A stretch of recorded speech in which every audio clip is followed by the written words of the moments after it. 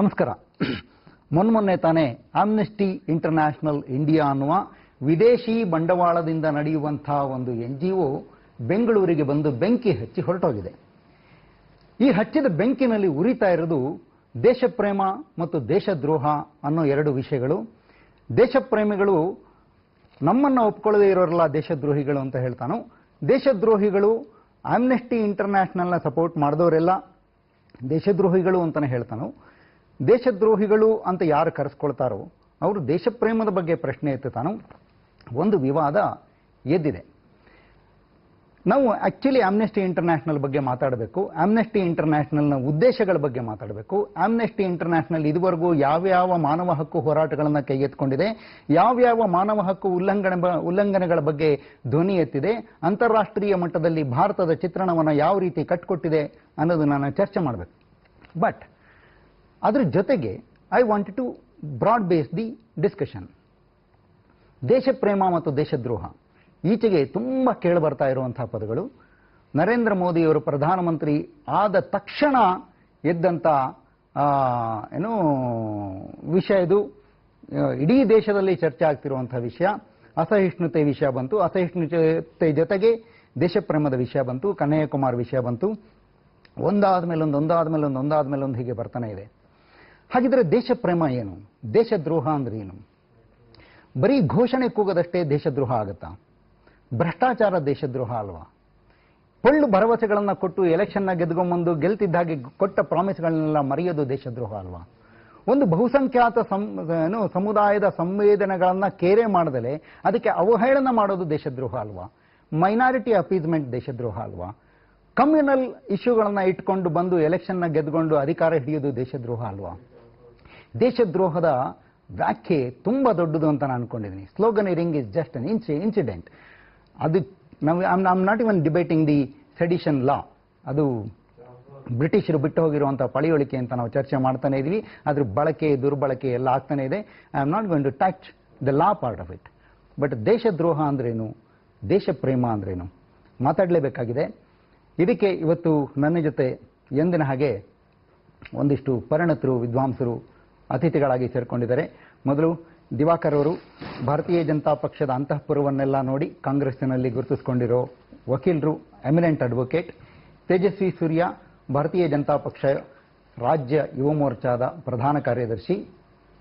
ಚೇತನಾ ತೀರ್ಥಹಳ್ಳಿ ಲೇಖಕಿ, ಚಿಂತಕಿ, and a very rare guest that we get to have in our studios, Mr. R.K. Mattu, a veteran journalist, Kashmiri Hindu cultural welfare ಟ್ರಸ್ಟ್ನ ಅಧ್ಯಕ್ಷರು. 26 ವರ್ಷಗಳ ಹಿಂದೆ ತಮ್ಮದೇ ರಾಜ್ಯದಿಂದ ಗಡೀಪಾರಾಗಿ ನಿರಾಶ್ರಿತರಾಗಿ ಕಾಶ್ಮೀರವನ್ನು ಬಿಟ್ಟು ಬಂದ ಸಾವಿರಾರು ಪಂಡಿತರುಗಳ ಪೈಕಿ R.K. ಮಟ್ಟು ಅವರು ಕೂಡ ಒಬ್ಬರು. ಕಾಶ್ಮೀರಿಗಳ ನೋವನ್ನು ಈ ಕಾರ್ಯಕ್ರಮದಲ್ಲಿ ಅಟ್ ಎ ಪರ್ಸನಲ್ ಲೆವೆಲ್ ಹೇಳಬಹುದು ಅಂತ ಅನ್ಕೊಂಡಿದ್ದೀನಿ. ಡಾಕ್ಟರ್ GB ಹರೀಶ್, ವಿಜಯವಾಣಿ ಪತ್ರಿಕೆಯ ಸಂಪಾದಕೀಯ ಸಲಹೆಗಾರರು, ಲೇಖಕರು, ಚಿಂತಕರು. ಆ್ಯಂಡ್ ಮಹೇಂದ್ರ ಕುಮಾರ್, ಬಜರಂಗ ದಳದ ಅಂತರಂಗವನ್ನೆಲ್ಲ ನೋಡಿ ನಂತರ ಹೊರಗೆ ಬಂದು JDSನಲ್ಲಿ ಗುರುತಿಸಿಕೊಂಡು JDS ಮುಖಂಡರಾಗಿರೋರು. Welcome to the show everyone. I start with mister Mattu. Mattu ಅವರು ಇಂಗ್ಲೀಷ್ನಲ್ಲಿ ಅಥವಾ ಹಿಂದಿನಲ್ಲಿ ಮಾತಾಡ್ತಾರೆ. ಅದನ್ನು ಸಾಧ್ಯ ಆದಷ್ಟು ಮಟ್ಟಿಗೆ ನಾನು ಕನ್ನಡದಲ್ಲಿ ಭಾಷಾಂತರ ಮಾಡಿ ಹೇಳಲಿಕ್ಕೆ ಪ್ರಯತ್ನ ಪಡ್ತೀನಿ. ಮಟ್ಟು ಅವರಿಗೆ ಕನ್ನಡ ಸ್ವಲ್ಪ ಅರ್ಥ ಆಗುತ್ತೆ ಅಂತ ಅನ್ಕೊಂಡಿದ್ದೀನಿ. Mister Mattu, to start off with the amnesty issue, whatever happened a couple of days ago. I will tell you briefly. I'll tell you briefly what happened. You were a speaker there? Yeah, I was a speaker. You were a speaker. Were you invited? No, I'll tell you how it happened. Yeah. On Friday evening, my people told me there is some program going on in Kashmir by Amnesty International. So I told them, okay, theek hai. I put a Facebook post. I told my community members, sir, there is something happening, and they have called some people from Kashmir to narrate their woes against the Indian Army. So why don't we also go and we'll plead with them and say that you give us a time to speak on our own atrocities. Then Mr. Patel telephoned me, and he said, okay, I have talked to director, okay, we'll be given some time. I said, okay. Then again she telephoned to me, sent a message on the phone. They said, okay, you can come to our venue 1 hour earlier, but we'll brief you what is it all about. I said, okay, no problem. So I reached at 5:30 there, along with some other people also came by and all that. I went and met Sima Mustafa, who was supposed to be comparing the program. So I said, what is it? What is this program all about? They said, they have got three, I have nothing to do with the program, but I believe that they have got three families from Kashmir who are the victims of human rights violation by Indian Army there. I said, Indian Army is not the only villain, but people have died, 2 lakh people have died in the last 26 years. Kashmiri people in various acts of violence, by terrorists, by cross-firing, by whatever it is. But why they have picked up these three people? Who are these people? They said they are the victims of this thing. I said, this is strange.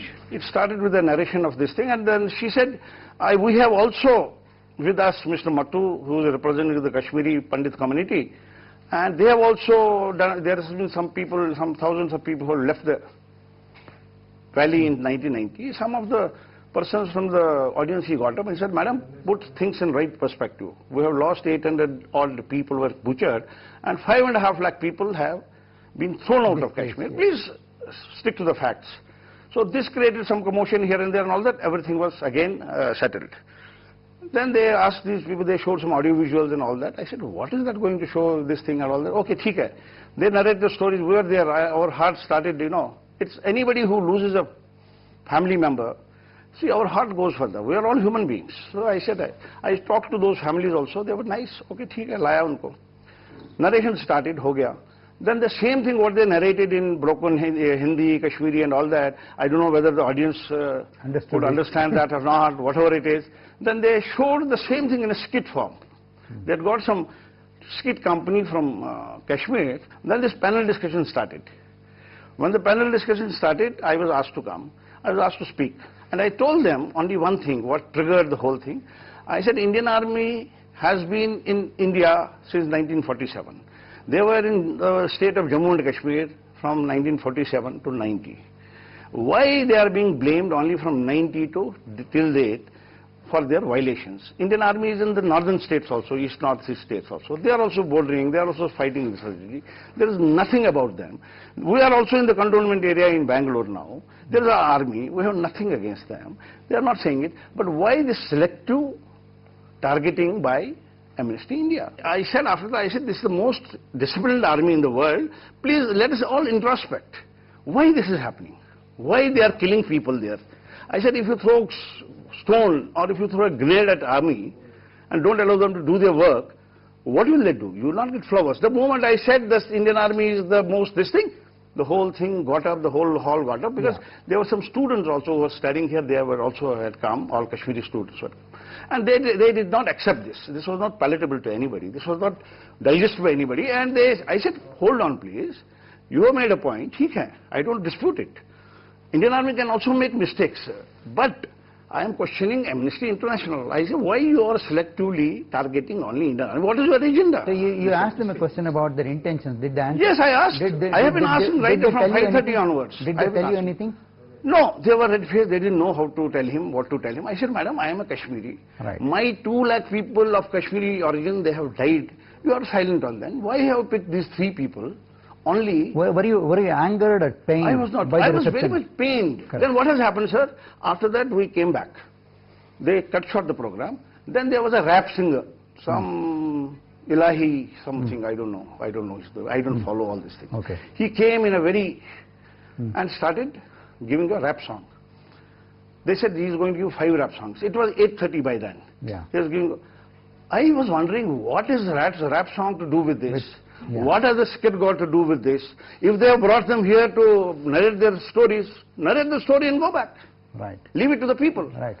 I was very sad. The whole community was saddened. The moment he started singing song, I told my people, we are 15, 20, I said, we'll go out. The moment we go out, there was a commotion and there were Azadi ke naare. Humko chahiye Azadi, we want Azadi, Chin ke le gaye Azadi. This all recorded and it is in the Fine. paper. So this is I what don't know, happened. I have not seen them, but we are outside. Yeah.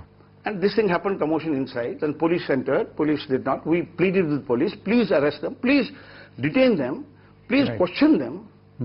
But they dryly escorted them out. And they only prevented law and order. Good. They did not allow any clash. We also outside did slow grilling as Bharat Mata ki jai. Exactly. We'll come back to that, Yes, sir. We'll come back to that for the sake of my viewers. ಕನ್ನಡದಲ್ಲಿ ಹೇಳ್ತೀನಿ. ಮಟ್ಟು ಅವರು ಅವತ್ತಾದ ಘಟನೆಯ ವಿವರವನ್ನು ಹೇಳಿದ್ದಾರೆ. ಮಟ್ಟು ಅವರಿಗೆ invitation ಇರಲಿಲ್ಲ. Amnesty international ನಡೆಸಿದಂಥ ಈ broken families ಸಂವಾದಕ್ಕೆ ಮಟ್ಟು ಅವರಿಗೆ ಆಹ್ವಾನ ಇರಲಿಲ್ಲ. ಅವರು ಫೇಸ್ಬುಕ್ನಲ್ಲಿ ಇದ್ರ ಬಗ್ಗೆ ತಾವೂ ಭಾಗವಹಿಸಬೇಕು ಅಂತ ಆಸಕ್ತಿ ತೋರಿ ಫೇಸ್ಬುಕ್ ಪೋಸ್ಟ್ ಮಾಡಿದಾಗ ದೆನ್ ಆಮ್ನೆಸ್ಟಿ ಇಂಟರ್ನ್ಯಾಷನಲ್ನ ಅಧಿಕಾರಿಗಳು ಕಾಂಟ್ಯಾಕ್ಟ್ ಮಾಡಿದ್ರು, ಬನ್ನಿ ಅಂತಂದ್ರು. ಬಂದ ಮೇಲೆ ಅಲ್ಲಿ ಬೇರೆ ಬೇರೆ ಮೂರು ಫ್ಯಾಮಿಲಿಗಳನ್ನ ಕರೆಸಿದ್ರು. ಆ 3 ಫ್ಯಾಮಿಲಿಗಳ ಜೊತೆ ಮಟ್ಟೂರು ಮಾತಾಡಿದ್ರು. ಹಿ ಎಂಪಥೈಸ್ಡ್ ವಿತ್ ದೆಮ್, ಅಂದರೆ ಅವ್ರ ಬಗ್ಗೆ ಅನುಕಂಪ ಇತ್ತು. ಬಟ್ ಮಟ್ಟೂರು ಮಾತಾಡುವಾಗ ಭಾರತೀಯ ಸೇನೆಯ ಬಗ್ಗೆ ಒಂದೆರಡು ಮೆಚ್ಚುಗೆಯ ಮಾತುಗಳನ್ನು ಆಡಿದ ತಕ್ಷಣ ಅಲ್ಲಿ ಗಲಾಟೆ ಶುರುವಾಯಿತು.